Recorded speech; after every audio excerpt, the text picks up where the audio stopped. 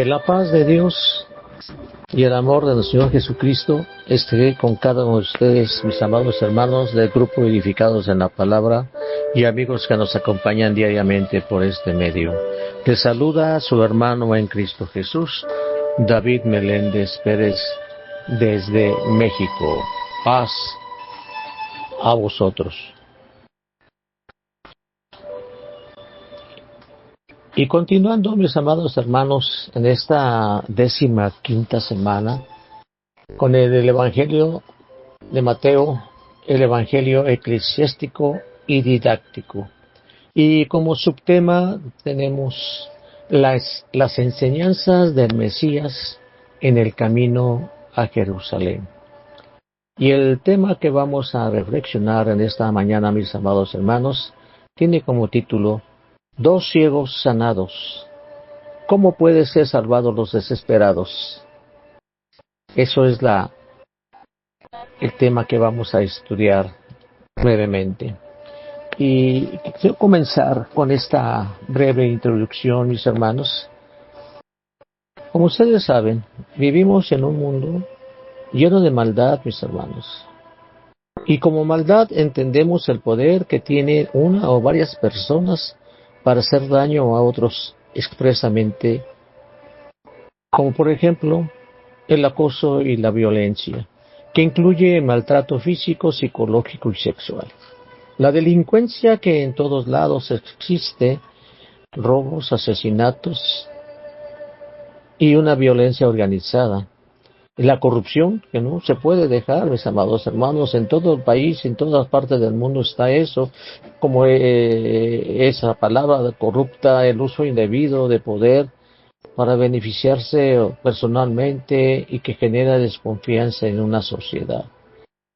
La maldad interpersonal que cada individuo tiene y que se manifiesta en la envidia, el resentimiento y la mentira en todo el ser humano. Las guerras y conflictos entre las naciones y también entre las sociedades que provocan muerte, sufrimiento y destrucción, la explotación laboral y la discriminación, mis amados hermanos, que genera desigualdad y exclusión a las personas que menos tienen, provocando el sufrimiento y la desesperación ante la enfermedad y ante los problemas seculares de la vida. Todo esto, mis hermanos, sucede en este mundo de hoy. ¿Cómo podemos? Todo lo anterior es porque existen hombres, mis hermanos, que están ciegos espiritualmente y vacíos en su interior, con falta de propósitos y con falta de esperanza, y a la vez se encuentran desesperados. Estos es una ceguera espiritual que tienen. Pero también pueden ser salvos, como los dos hombres ciegos que a continuación nos va a mostrar la palabra, que pueden ser salvos, mis amados hermanos. Y precisamente en tiempos de Jesús, también había gente desesperada, gente enferma, carente de sentido y significado en su vida. Y ese es el caso de los dos hombres ciegos que vamos a reflexionar en esta mañana, mediante la palabra de Dios, como lo comenté. ¿Y cómo nos va a mostrar cómo pueden ser salvados todo ese tipo de personas que están desesperadas? Yo les invito y que me acompañen a leer en sus Biblias el capítulo 20 de Mateo, del verso 29 al verso 34. Capítulo 20, versos 29 al 34. Me voy a permitir, mis amados hermanos, leer esta porción de la Biblia en la Biblia de las Américas. Dice así la palabra de nuestro Dios. Al salir de Jericó, una gran multitud siguió a Jesús, y dos ciegos que estaban sentados junto al camino, al oír que Jesús pasaba, gritaron: Señor, Hijo de David, ten misericordia de nosotros. La gente los reprendía para que se callaran, pero ellos gritaban más aún: Señor, Hijo de David, ten misericordia de nosotros. Y deteniéndose Jesús, los llamó y les dijo: ¿Qué quieren que yo haga por ustedes? Verso 33. Ellos le respondieron: Señor, deseamos que nuestros ojos sean abiertos. Entonces Jesús, movido a compasión, tocó los ojos de ellos y al instante recobraron la vista y los siguieron. Amén.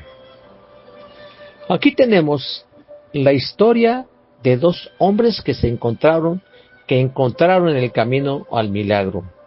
Este milagro es un cuadro de la salvación, mis hermanos. Es una historia muy significativa para nosotros porque nos muestra el espíritu y la disposición de mente y corazón a los que están dispuestos a utilizar los dones más preciosos de Dios. En esta reflexión vamos a considerar 5 aspectos importantes que nos van a ayudar a ser mejores seguidores de Cristo. Así que yo lo invito a que ponga mucha atención a lo que vamos a decir. El texto que acabamos de leer nos narra que el incidente está relacionado con la salida de Cristo de Jericó. Lo anterior debido a que Jesús iba camino hacia Jerusalén para la Pascua. Y abro un paréntesis, hermanos. Según el historiador judío Josefo, estimó que entre 2 o 3 millones de personas de esa época del año asistían a esa fiesta de diferentes partes del mundo de esa época. Cierro el paréntesis. Por eso, había mucha multitud que hacía el viaje junto e iban siguiendo a Jesús, según el verso 29 que ya leímos. Me es importante mencionar que esta multitud que seguía a Jesús, mis hermanos, algunos lo seguían por curiosidad, porque habían escuchado algo de él. Algunos otros, porque creían que posiblemente él era el Mesías que liberaría a Israel de la opresión romana. Otros, porque tenían gran necesidad y creían realmente que Jesús podría ayudarles. Y algunos más que realmente creían en que él era el verdadero Mesías y él tenía la palabra de vida eterna y querían ser seguidores de Jesús. El verso 30, que ya leímos, nos dice que los dos ciegos estaban sentados entre todos los que se encontraban a la orilla del camino, y cuando oyeron el murmullo del gentío que se acercaba, preguntaron qué sucedía, y les dijeron que era Jesús que pasaba. Los dos ciegos estaban desesperados y marginados por la sociedad de ese tiempo, sufriendo una incapacidad física, la falta de la vista, mis hermanos. Ellos, según la palabra que escuchamos, estaban sentados juntos, eran compañeros del mismo dolor, y cuando escucharon que Jesús iba pasando, actuaron de inmediato juntos gritando: Señor, Hijo de David, ten misericordia de nosotros. Y ese es el primer aspecto que vamos a considerar. Los dos hombres eran ciegos. Aprovecharon la oportunidad del paso de Jesús y tomaron una decisión muy importante en ese momento que cambiaría sus vidas. Amados hermanos, en la vida de cada uno de ustedes, como en la mía, ha habido momentos muy importantes en las que se tuvieron que tomar algunas decisiones. Y quizás algunas de ellas no se tomaron en su momento, hayan sido o hayan buenas o malas. ¿No les ha pasado a ustedes eso? Hay un dicho que dicen popular: hay muchas cosas que tienen que hacerse en el momento o no se harán nunca. Pero también hay otro que dice: existen varias decisiones que tienen que hacerse en un momento dado o no se harán jamás. Estos dos ciegos nos dejan una enseñanza para usted y para mí muy clara para nuestras vidas. Y consiste en el que haya que aprovechar la oportunidad a su necesidad. Y ellos lo hicieron así. A esa desesperación de estar ciegos y de mendigar toda su vida, no pusieron obstáculo y de inmediato tomaron esta oportunidad. Y nos recuerda también a nosotros, amados hermanos, que igualmente en algún momento de nuestra vida clamamos a Dios. Y clamamos a Dios como yo sin conocerlo, sin saber nada de Él. pero tenía una necesidad inmensa en mi corazón.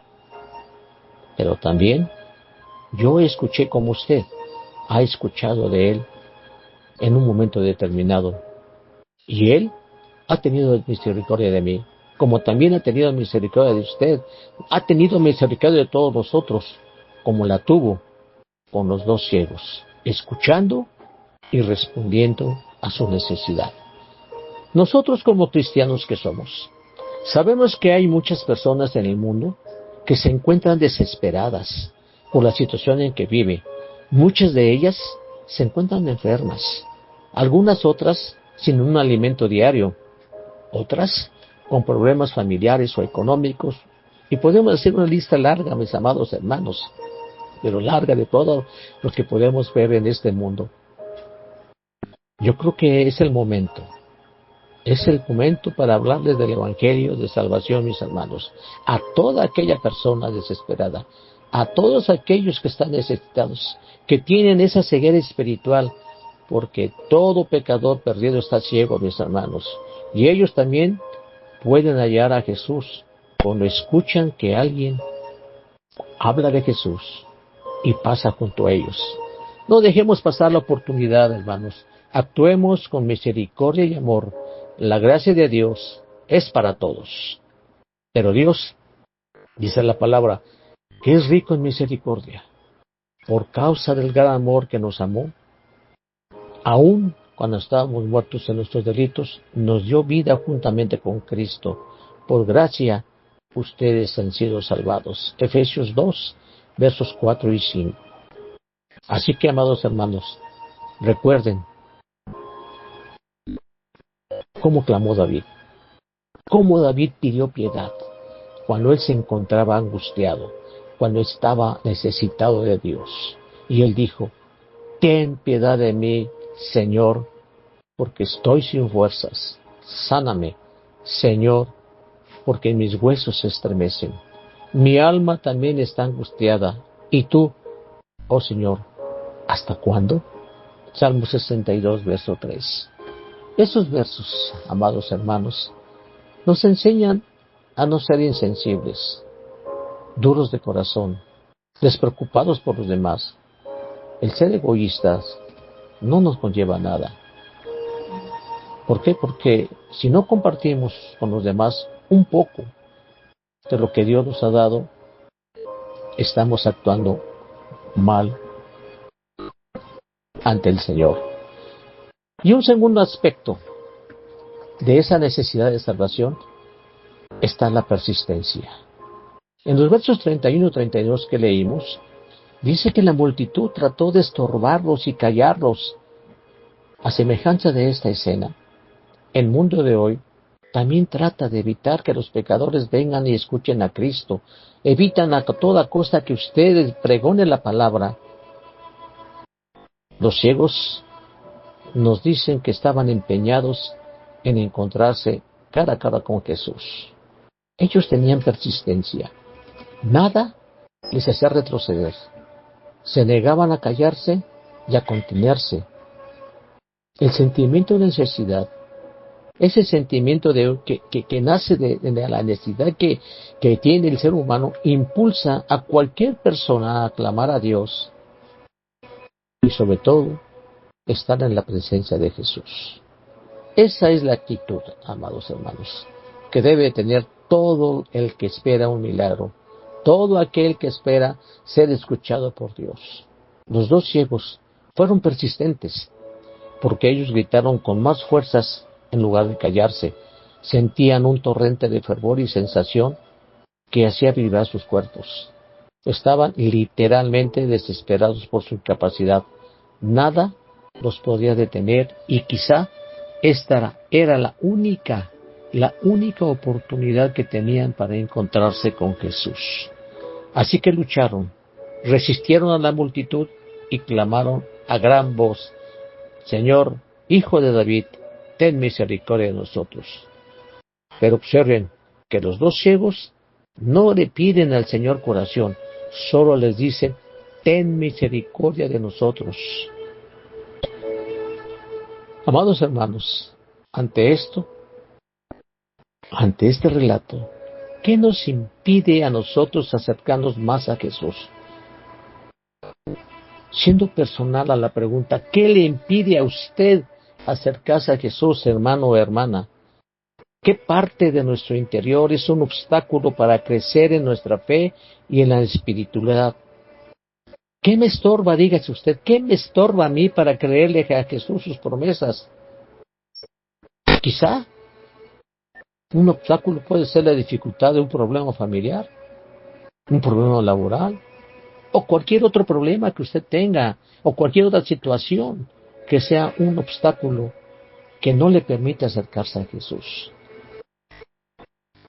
A semejanza de los dos ciegos, nosotros, usted, no debe rendirse ante esos problemas, ante esos obstáculos. Al contrario, debemos usarlos para aprender a ser pacientes. La paciencia, mis hermanos, es una virtud que implica perseverancia, fortaleza ante las pruebas y una espera ansiosa. Y eso nos conlleva a crecer en una vida victoriosa, en una experiencia y en esperanza. Cuando el pueblo de Dios atraviesa pruebas personales, descubre qué clase de fe realmente posee. Las pruebas, mis hermanos, tienen que ser usadas para agudizar e incrementar y fortalecer nuestra fe. La palabra del Señor nos invita como Santiago dice en capítulo 1, versos 2 y 3. Tengan por sumo gozo, hermanos míos, cuando se hallen en diversas pruebas, sabiendo que la prueba de su fe produce paciencia. Recordemos, amados hermanos, que tenemos un Padre Celestial que controla los asuntos de este mundo y que tiene un propósito para cada uno de nosotros detrás de cada acontecimiento. Es por este motivo, mis hermanos, que solamente nos debemos gloriar en la esperanza de la gloria de Dios. Y no solo esto, sino también nos gloriaremos en las tribulaciones, sabiendo que la tribulación produce paciencia, y la paciencia, carácter probado, y el carácter probado, esperanza, mis amados hermanos. Romanos 5, 3 y 4. Deseo concluir este punto, o este segundo aspecto. La persistencia siempre atrae la atención de Jesús. Prueba de ello son los dos ciegos de esta reflexión. Tener que perseverar, como ya lo dije, es agudizar nuestra mente, que nos hace consciente de nuestra necesidad. Debemos buscar a Jesús con perseverancia, con insistencia y con un corazón contrito al presentar nuestras peticiones en oración delante de Dios. Porque la misericordia de Dios es tan grande e incomprensible, mis hermanos, que no la alcanzamos a comprender. Su grande misericordia y su grande amor por nosotros es por toda la humanidad. Hebreos 4:16 dice, por tanto, acerquémonos con la confianza al trono de la gracia para que recibamos misericordia y hallemos gracia para la ayuda oportuna. Amén. Y un tercer aspecto de esa necesidad de salvación es la oración. Y eso lo vemos en el verso 33. El problema de estos dos hombres parecía tan evidente que resalta esta pregunta, ¿por qué? ¿Por qué les preguntó el Señor qué podía hacer por ellos? Si todo era evidente que eran ciegos, pero la pregunta de Jesús traía algo importante. Podríamos decir que la respuesta, amados hermanos, sería cuando usted acuda al Señor, debe de decirle cuál es su necesidad, realmente qué es lo que usted requiere, qué necesita, como lo hicieron, aunque el Señor ya lo sabe, pero como lo hicieron estos dos ciegos, que eran rechazados por la sociedad de su tiempo, incluso, como usted ya ha escuchado, la multitud que rodeaba a Jesús los apartó, tratando de callarlos en su búsqueda de Jesús. Ellos no conocían a Jesús, ni lo habían oído predicar. En otras palabras, sabían muy poco de Él. A todo esto, ellos tenían una fe inquebrantable, aunque ellos desconocían que la tenían. pero sabían que Jesús le pedía y tendría misericordia de ellos, y también sabían que escucharía su petición, la cual era muy grande. Amado hermano, amada hermana, cuando usted ore a Dios, no debe de ser como algunas personas que solamente se acercan a Jesús cuando tienen algún problema, a una necesidad, con problemas físicos de la propia vida que nos dan, y no ven que su verdadero problema es de ceguera espiritual, y no piden que les abran sus ojos en el corazón. Tu hermano, debes ser concreto en tu petición. Los dos ciegos pidieron misericordia, pero su necesidad realmente era otra, y Jesús les dijo: ¿qué quieren que yo haga por ustedes? Ante esto, yo te pregunto hoy a ti, hermano y hermana y amigo que me escuche, ¿qué quieres que Jesús haga por ti hoy? ¿Qué quieres que Jesús que haga por ti de tu necesidad? No me respondas, medítalo y respóndete a ti, y pregúntale al Señor, exclama al Señor tu petición. Lo primero que yo te invito es que hagas una oración. Oremos a Dios, pero haremos a Dios en el Espíritu, permitiendo con esto, mis amados hermanos, que el Espíritu nos dé el entendimiento de la voluntad de Dios y que nuestra oración sea con la confianza de ser escuchada.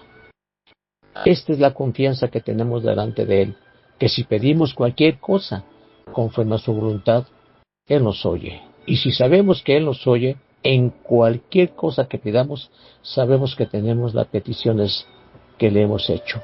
Primera de Juan 5, 14 y 15. Y un cuarto aspecto de esa necesidad de salvación es la compasión. Sí, hermanos, la compasión.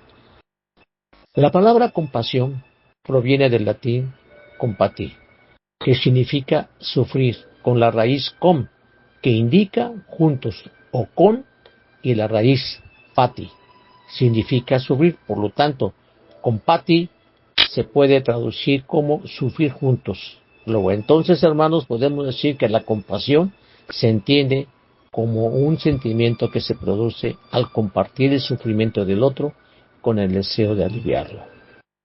Jesús siempre tuvo compasión por todos los necesitados.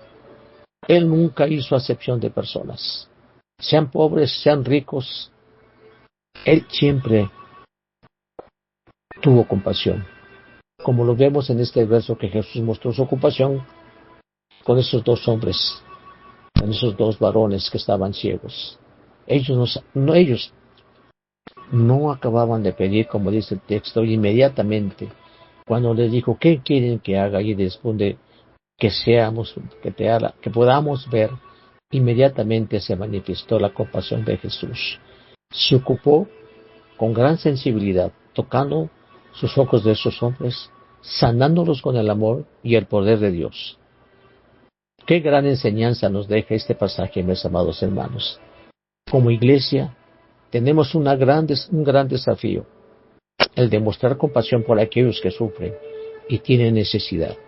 Algunas iglesias, con frecuencia, los pobres y los más necesitados son alejados, ignorados e inclusive reprendidos y no deseados en la iglesia, porque se les considera flojos y carentes de iniciativa o incapaces de contribuir en el servicio de la iglesia.